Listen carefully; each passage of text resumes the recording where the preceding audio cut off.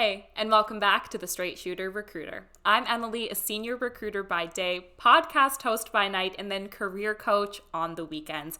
And today's video/podcast, depending on what you're listening to right now, is one that I'm so excited for. Honestly, I think excited is kind of an understatement. I feel as though I have met my virtual best friend. Have you ever done that? Have you ever followed someone on social media and just thought, wow, this is honestly the coolest person on the planet?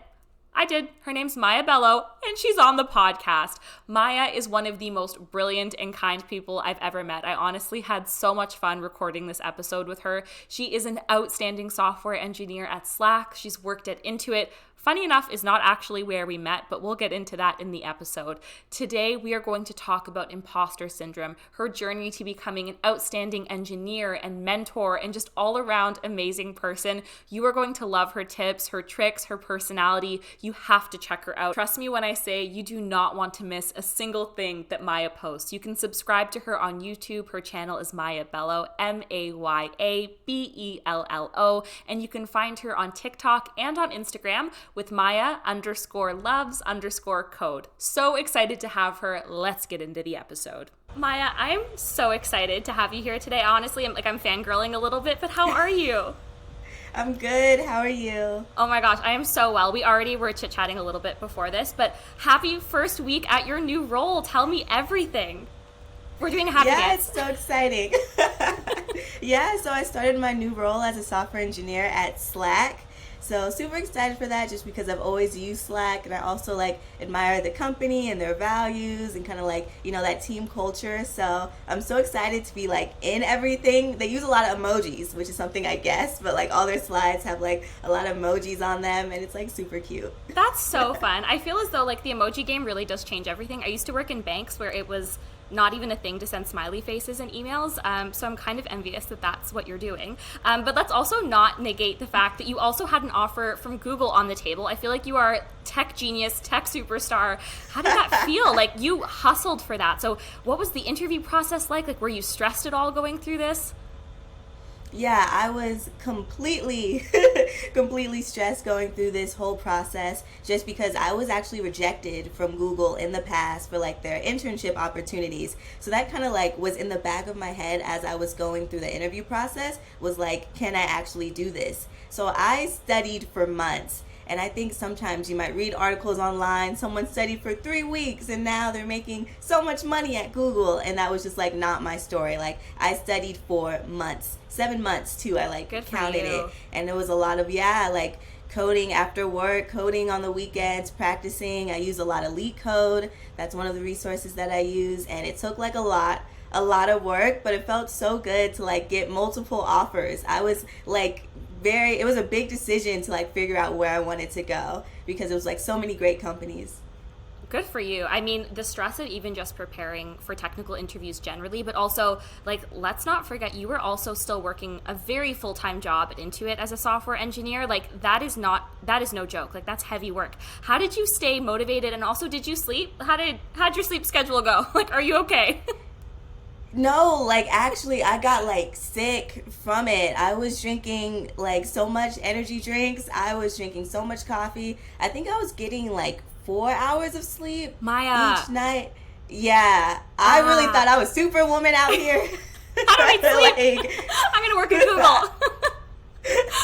Oh my gosh. I mean, sponsored by Bang Energy. Hello, Bang. Are you listening? Maya's available. She's using your product. I'm saying. I'm in awe at how much work you would have put into that. How did you decompress? Did you decompress at all? While you're preparing for interviews, did you take breaks, or did you kind of just activate beast mode and you're I'll sleep when I'm dead? Yeah, so that was it in the beginning, but then the pandemic hit and it got weird, and I just didn't with everything going on, I kind of lost motivation. And then I also had a lot of self-doubt. It's crazy how much your own self-doubt can really just hold you back. And I was can I actually do this? In the back of my head, I was I might be doing this months of studying and it would really amount to nothing. So I had to conquer that. And it wasn't until I actually met someone on Instagram. We met through Instagram too. Oh my gosh, so shout out to Instagram. Yeah. And he was a software engineer that works at Google. And I was just like, I want to work there. Like, I want to do this. But I just keep like having so much self doubt. So he came up with this study guide that he would give to people that he mentored. And I just followed through it. I worked really hard. And then, yeah, I passed 5 out of 6 of my like Oh my gosh. technical interviews. And the first one, I was just so nervous. Like, it was just the first one, so I wasn't really like, you gotta get that one out the way. Yeah, that doesn't even count. It was a warm up. I don't even know what you're talking about. Like, what test are you talking about? Oh my gosh. Okay, so tell me more about that. So how did you find him on Instagram? Like, what was that conversation like? And did you have some other kind of mentors? Like, how did you end up finding this person and saying, yeah, I'm definitely reaching out to you. You're my new mentor. Let's make it happen. Yeah, so his name is Eric. He goes by Champagne Coder on like Instagram and different social medias. But he would always just post pictures of like, like different free shirts he would get at different conventions. And I could just tell from the way he would like write things that he seemed just super nice. You know how you can just like get a vibe from someone? And I'm one of the people that I hate asking for help. Like, I will like go down so deep by myself and then finally ask for help. Mm-hmm. But I remember one day I was just like, I need to make a change if I want to see results. So I slid in those DMs and I was just like, I really want to work there. Help me. I don't know what I'm doing. That's amazing. Like, all right. Wow. And that's awesome. So actually that segues so well into something I wanted to ask you about, which actually it segues well into everything, but I'd love to talk about imposter syndrome because God, is that ever the most debilitating thing in the world. And when you think about early career folks, especially when you were starting your career, I mean, it sounds like you have had to work through imposter syndrome. What did that look like for you? And what was your experience like with imposter syndrome? Like, what were your thoughts of self-doubt and how did you ultimately push through that? And how do you, continue to push through that? Yeah, imposter syndrome really, really sucks. I hate her. I remember my first... Yeah, I hate her, right? Give her a name. Yeah, I remember it was when I first experienced it was actually in college. So the way I actually chose computer science as my major was so random. I had so many different passions in high school and I just chose different majors to different schools. And for the school I chose computer science to, I got the most financial aid. It just worked out and then I was there, Mm-hmm. I didn't know what code was at all. But I was in a summer program for people with no experience. And I remember, I don't want to call that person out, but a group of us were venting about how hard the program was. And they were venting, they were saying, I don't know, like I'm not passionate about this. And then I said like one little thing and that person like attacked me and said, if you're not passionate about this, you shouldn't do this. This is not for you. And that was kind of like the first time I really remember someone telling me like, I shouldn't do this. It's the first time of many, someone telling me I shouldn't do this. So in the beginning, that just followed me like everywhere. Like I would, not apply to certain opportunities just because I thought I wasn't good enough. I actually didn't get my first internship until my 3rd year. And a big reason was I was like, I can barely pass Calculus 2. Why would a company want to pay me, to work at their company? So I experienced it like a lot. However, I remember some key moments that really helped me like get through that. And one of them was I was talking to a professor and she was so established, so many like, books and articles and all that stuff. And she was like, yeah, I still get imposter syndrome. And I was just like, what? How do you, out of all people, have it? Yeah. And then she was saying like sometimes she goes to these talks and it's on someone else's research and she has no idea what it's about and she still feels it. And then I kind of just realized that like, yeah, it's kind of like a feeling. But something I kind of like want to live by is like, it's okay to be scared, but just do it scared. Like, you're still going to do it, just like fight through. So you'll just be shaking the whole time. That's first of all, like, absolutely could not relate more. I think, especially in this, like the tech space, speaking to so many people, even just at work, there's so many young women, especially women of color and Black women particularly, that are veered so far off the path of STEM that when they get there, they're like, am I supposed to be here? And I think that's such a significant part of anyone's journey, and the fact that you push through and you are where you are right now, not to mention you are inspiring so many people online, not only in the work that you do, but everyone has to check out your TikTok is so freaking good, your Insta is so good, like your social media is so amazing for people starting their careers or just for like, hey, tech nerds, any tech nerd, myself included, like absolutely eating it up. No, but that's huge. So it sounds a lot like from a imposter syndrome side of things, it's just been talking to people and then just embracing the fear. Yeah. And in a way, I kind of think like being a little bit like scared or paranoid, it just kind of shows that you care about it. And I think, you hear about these startups or these companies and how they keep doing well, and it's because they're always like reinventing themselves and adapting. And I think imposter syndrome kind of keeps me on my toes. I'm always trying to improve. So I kind of just use it as like, I embrace it. Yeah. Good for you. It's basically your superpower. Like, that's huge. Yes, yes. Wow, can't relate. Even right before, I'm still like, I'm scared. Even right before we were meeting today, I was just FaceTiming with one of my friends, and I was like, I'm so nervous. Like, what if, like, you hype yourself up so much with everything that you do. But no, I love that you've worked through that, because you are killer at what you do, clearly. And you're helping so many other people along the way, which is awesome. And actually, perfect segue into my next question. Your social media is on fire. Tell me everything. At what point did you start transitioning your social from just personal to, all of these amazing tech tips? Yeah, I remember it was actually my first day of work at Intuit, and I just remember I was so excited. I was like, wow, like, I'm here. Like, I'm a software engineer. Like, I did it. I made it. So I just... right? So I pulled out my camera and I was just kind of filming it. And then I just thought about so many different like things, and how like there's not a lot of representation, and how like kind of when I was going through my computer science journey, I really felt alone. And I was like, maybe instead of just keeping this to myself, I can also share it with other people. So that was kind of with YouTube where I kind of started everything. And then with TikTok, I just find it so amazing just because I posted my first like little Python coding tutorial, and like the comments was everywhere from like, Granny's gonna learn how to code, to like other people saying like, I'm gonna major in computer science now. Like, I didn't know I can like, it's that easy to get started. And like That's from amazing. there, it's just like, yeah, it's Wow. crazy. You must get so many DMs too, especially about, I would imagine mostly, people starting their career who have just discovered computer science is an option for them. How does that feel, knowing that you are the reason someone has changed their career?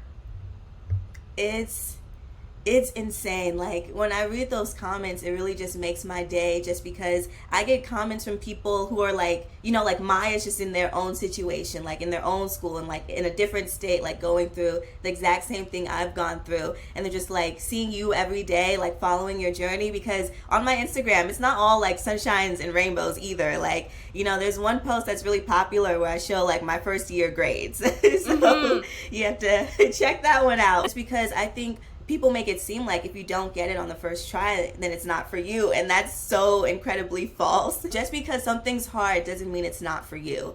And that's something that I like love, and that like I live by. And it kind of makes it more special in the end. Like, through all those struggles, like it's kind of like a diamond, like you made it, so yeah. And that's amazing. And the fact that you've had the career progression that you have, I mean, you've worked for nothing but huge ticket companies that people spend their whole life trying to work in, and you've made it in all of that. You've got this amazing social media presence. And, like you mentioned, that one post that you have, particularly, that's actually how I found you. It's so funny. So backstory, I didn't know Maya worked at Intuit. So I found your page on, I think it was my Explore page, I want to say it, and I was like, oh my gosh, this chick is amazing. Like, so funny. The content you make is amazing. And I actually found you through that post where you're talking about your grades in first year, and how you really struggled through getting the grades that you wanted, but look at where you ended up. So talk to me a little bit about that. What was the adjustment into this program that you kind of picked, at a whim? What was that like for you? Yeah, so it was like, I remember being in my first year class, and like the professor was really just saying words, and it was just going like in and out. I was like, I really have no idea this is Latin. What you're saying. Yeah, no, really though. And I had to make a lot of different adjustments. And one of them was, first off, like really actually like challenging myself. Because in high school, I was kind of just like, that annoying kid that just kind of like got everything. I love that. Like, you were extra smart. I didn't have to put in too much work to understand things, and like I just kind of memorized a lot of things. But in college, like coding is a lot of critical thinking, and it's like you have to think the first algorithm might not work, the second one, the third one, like you have to keep coming up with different ideas. And I would just stop at the first one, and because of my imposter syndrome, I would say, oh, you're not getting this because you're not good at this. Not knowing that like a growth mindset and developing a growth mindset was one of the key game changers. And then also I met a professor. It was a Black woman professor in engineering, and she just encouraged me. Like, there were so many people that told me to quit, classmates, professors, all of that, but she never once told me to quit. She gave me a place to study. She gave me some snacks. She was like, I don't care how long it takes you, you're going to get it. And like, yes, Dr. Ebony, I love her so much. We love you. And she was one of the key factors. Yeah. That's amazing. Yes. It's so crazy. So I'll center this. Yes. Hello. Hi, we love you. This is official.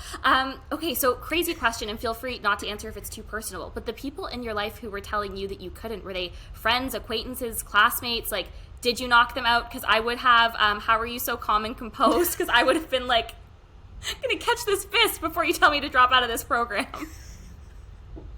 Yeah, it was a whole mixture of different people. So I would have people that would say they're my friend. You know, they might help, like, explain a certain topic to me, but then it would always end with something like, you know, you should know this by now. Or, like, I remember coming to a professor and I was like, you know, I'm about to fail your class. I don't know what I should do. And he was like, you know, maybe try cognitive science. Like, oh you know, just different things like that. And I think people are not aware of like really how it feels to be like the only one in a space. Like, even just comments, like, because I grew up in Oakland, and Oakland is like very diverse, and they would say things like, you know, like, oh, pass it to the Black girl over there. And like in Oakland there's so many Black girls, like you couldn't make a statement like that. But just kind of like being, I kind of tell people sometimes I didn't really feel like a minority until I left the Bay Area and went to college. And I went to a college that was less than 1% Black at the time. Wow. And even just being in that environment, I had to learn to like adjust to that. And that was like a whole nother battle that I had to go through.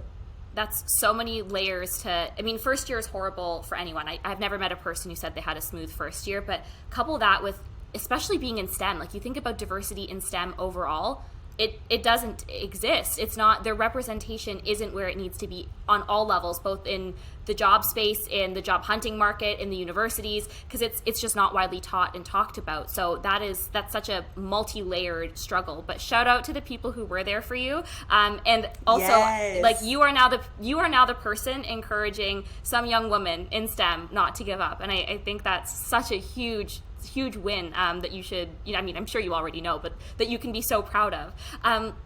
So another question for you from a career journey, especially from the growth mindset piece. So I binged your YouTube channel, no surprise, but especially your video about your growth mindset, because I absolutely love that call out. And you were talking about even just earlier how moving to a growth mindset is what changed the game. How did you do that? And also, how did you define a growth mindset? Like, at what point did you realize I'm getting stagnant? How do I transition to this? And what did you do to transition there? Yeah, no, like, you know, I be throwing out quotes, but another one I love them. They're so good. Like, focusing on progress and not perfection. That really helped me kind of like adapt to like a growth mindset. So something I would do is I actually have like so many notebooks. And what I would do is just write down things I was learning. So even at the end of the day, like maybe my coding program wasn't done yet or the homework assignment wasn't done yet, I would just look through that notebook and say like, wow, I learned all of this today, and that was stuff I didn't know yesterday. You know, I was kind of just like competing with myself in a way and just saying like, okay, like as long as I'm learning something new, then I'm totally on the direct path and I'm going to eventually reach where I want to reach. So that was something that like really helped me. I love that. And do you kind of carry that into work as well? Because I think, I mean, of course, you're literally week one in your new role, but I think everyone can get so overwhelmed and feel like you're constantly 6 steps behind. I mean, at least I do. I've never had a day where I've woken up and said, oh yeah, I'm on it today. How do you kind of manage that growth mindset in the office? I still like do that like to this day. Like right now I have like a Google Doc, just because, you know, with the pandemic I have so many notebooks still at work that I haven't like gotten because, you know, we're not allowed there. So collecting like, dust. You know, maybe I should put this like, you know, virtual. But yeah, I still do that today. I take notes of like what I'm learning, and that really just helps to like put me at ease because it's like I am making improvements. So to this day I'm still like writing down everything I'm learning. Wow, I love that. Genuinely, I have never thought of that, but starting tomorrow, I will like share my Google Doc with you, because I think even on really rough days, that is such a great piece of advice, because I think bad days, it's really easy to focus. I mean, again, at least for me, I focus so much on, oh, I really dropped the ball on this, versus, oh, well, now I know not to do it that way. And I think that mindset is just so much more healthy.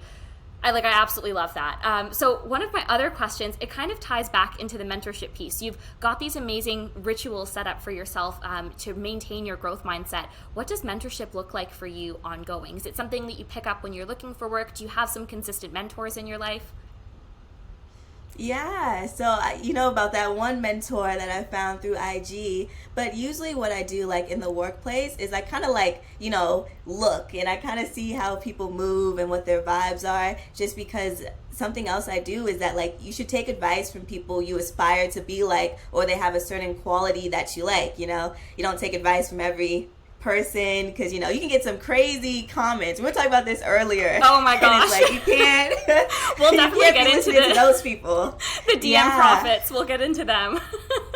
Yeah, but it's usually like at my company, I found some senior engineers who I really liked how they were like really smart, but also really kind. And I think that's like one of the perfect combination that engineers can have. So, I usually just say like, hey, can we meet up for like a chat or something like that? And then I like sneak in like, thanks, mentor. And then if they don't like flinch or anything, I'm like, yes. Sold. He's mine. Got them.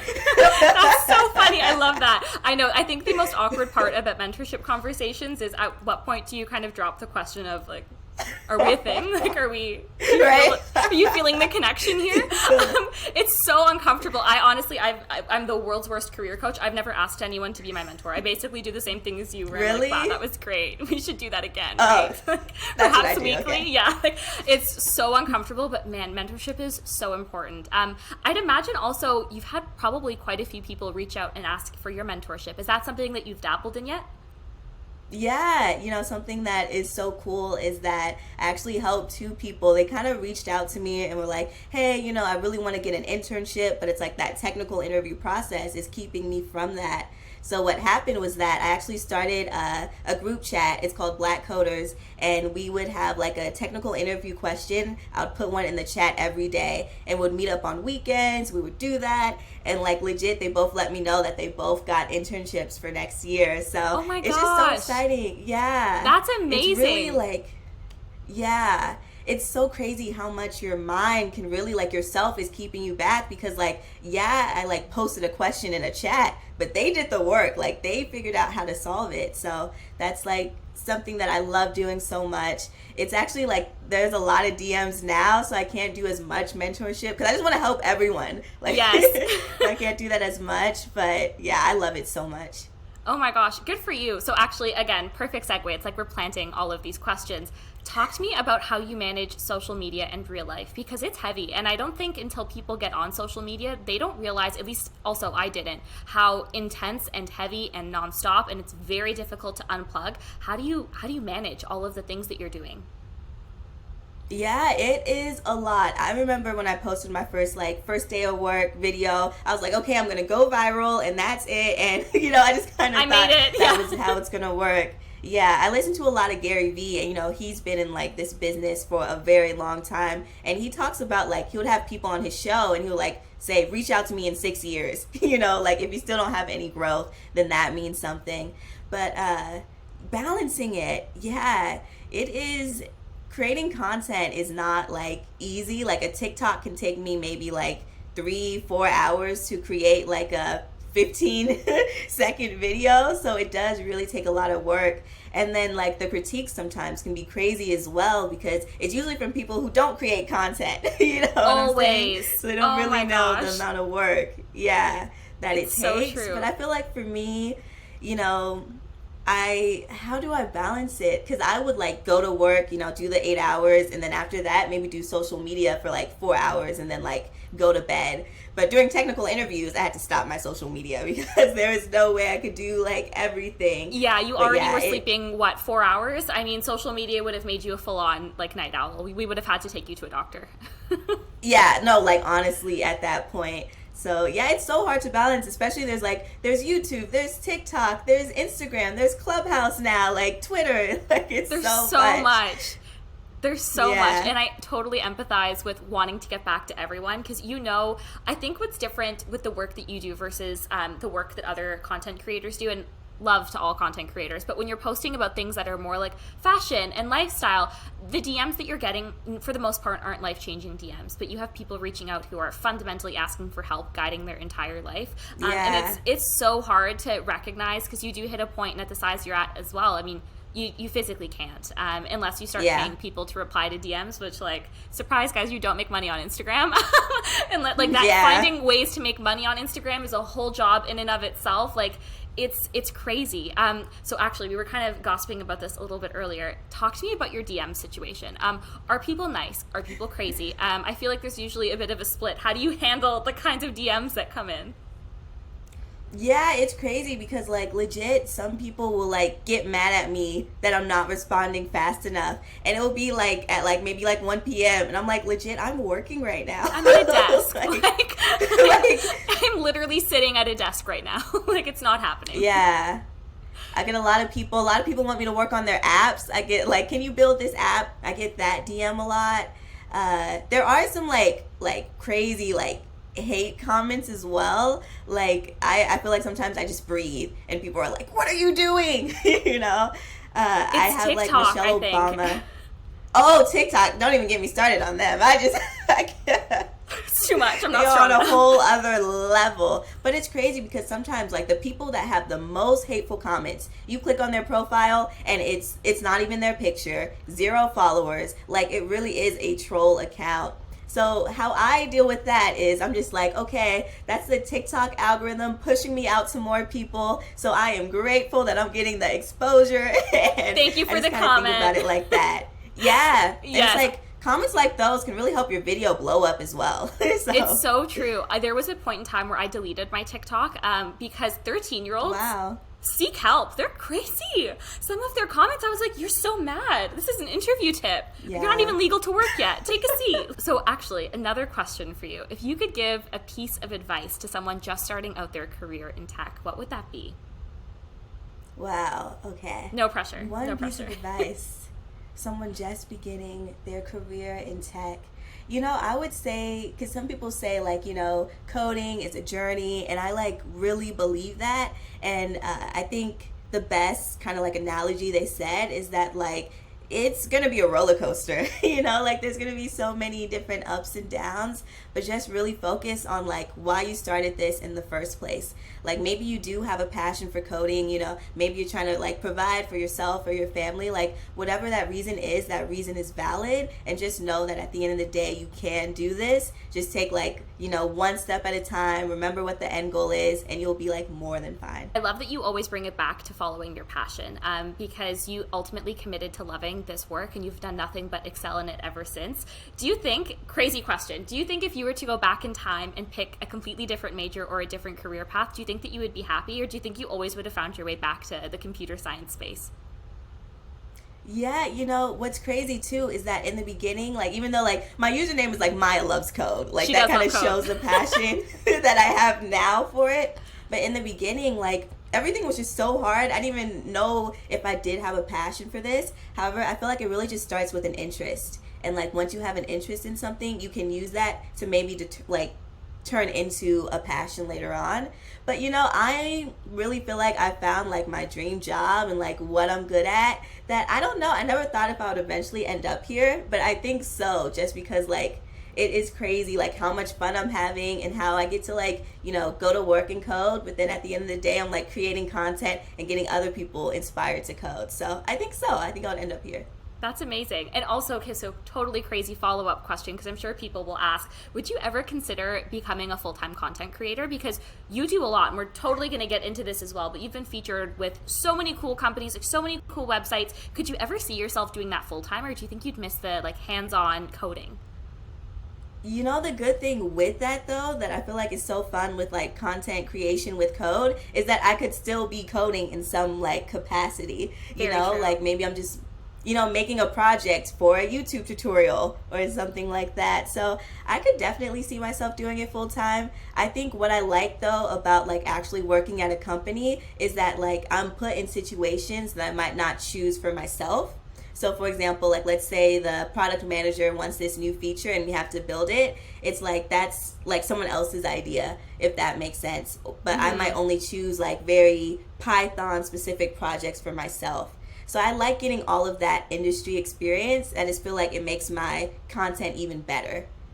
That's amazing because you're committing to learning nonstop. So I think that's such a true call out because as much as we can innovate on our own, it's always learning from other people that is absolutely so helpful.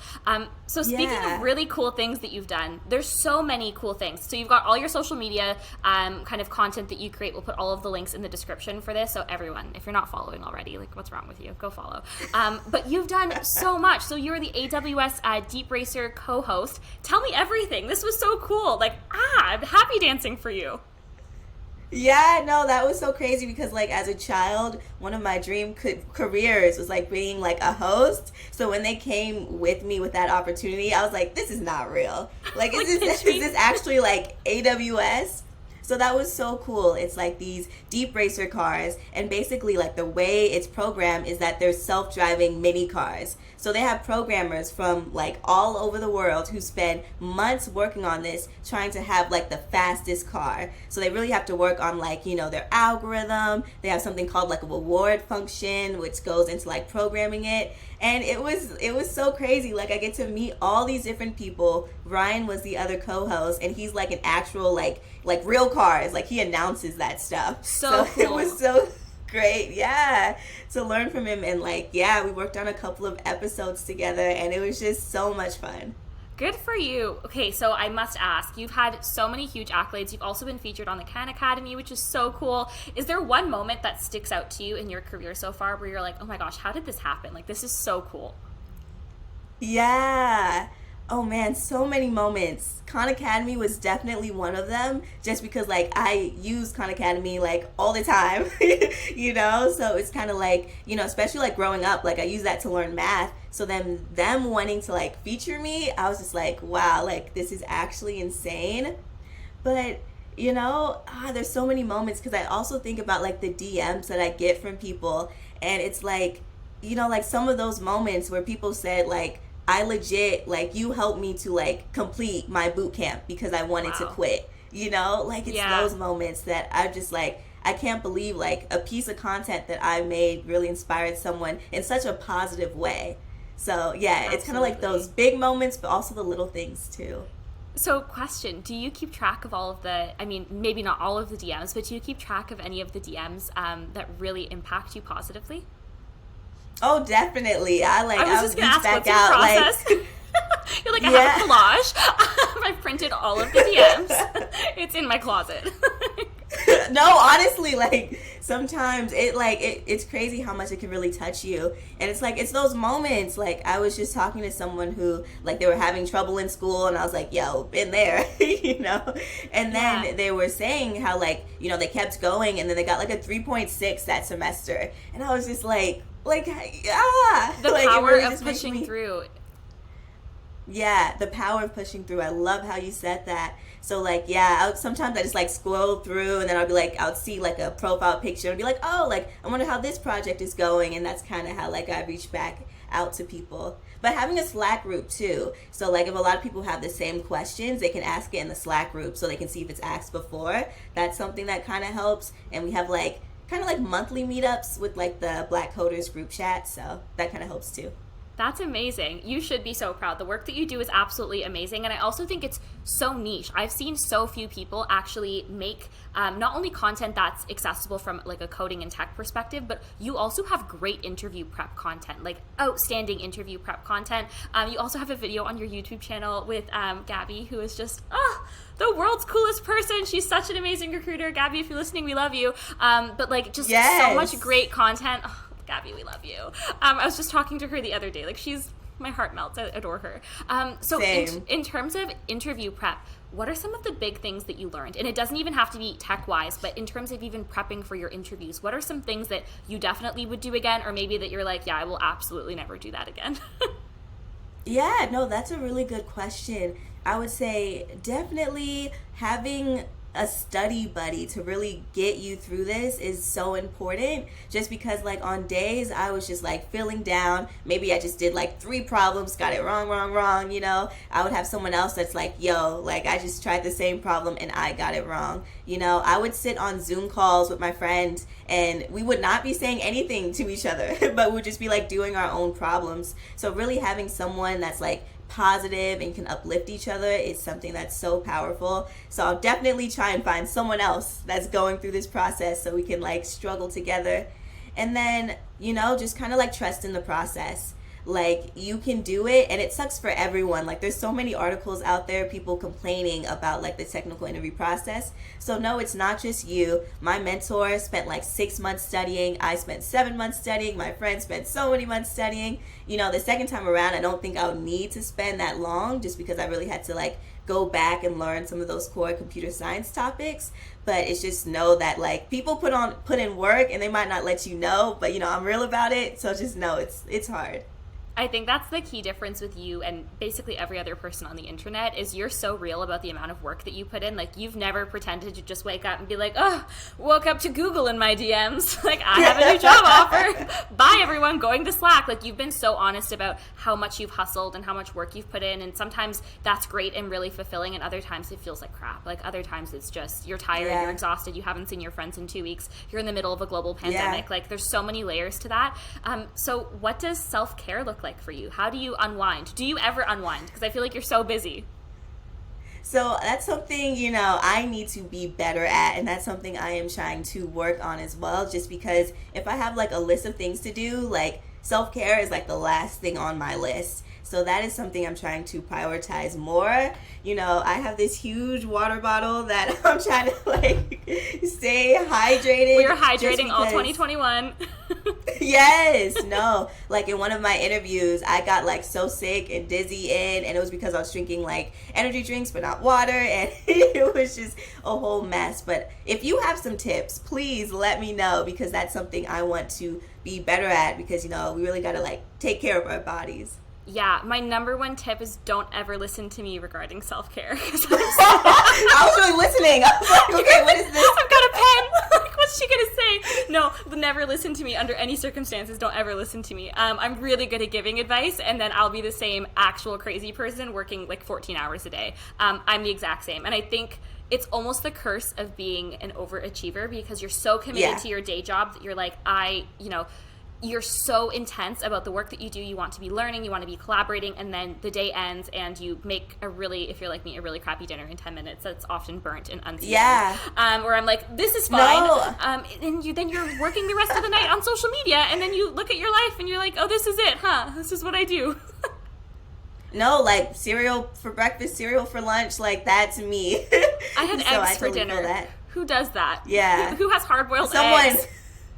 Reach out to us and DM us some self-care tips, because this is so bad. This is actually an intervention we're hosting for ourselves. We're going to need some moral support. Okay, so my mom gives very good advice. I just ignore it. So if it helps you, great. I'll tell Laura. But honestly, her number one piece of advice is, after 7 o'clock, the night is yours. Like, you should not be looking at your phone, looking at your laptop. She's like, you shut off at 7 o'clock, because if you don't give yourself, and it doesn't have to be 7, but give yourself a time cutoff where it is a meeting with yourself and it is non-negotiable and you are alone and resting. But it's so hard when part of your work is on your phone. You want to text friends, but do you also find this when you want to text your friends or speak to friends, do you also associate your phone just with work at this point? Like, you don't even look at it recreationally? Yeah. I totally feel that. Like, I was like, that's some nice advice, Laura, but thanks, it's Laura. Just going in one and out. Like. Maybe when Emily's brothers will pick it up. Are you good about taking lunch breaks? No. Like, I have lunch in front of my computer. Me too. I do. Me too. Yeah. Okay, so maybe this is what we do. Let's hold each other accountable, even if it's just like, wow, even 1 day a week seems like a lot. Maybe once... I was like, okay, on the weekend. On the weekend? we can plan I'm going to work for an hour over lunch. So yeah, okay, no, this is a cry for help, actually. I'm gonna it actually is. I'm like, cut this out the podcast. I feel like I tried to be very motivational, and then I heard myself speak and was like, oh no. I need support.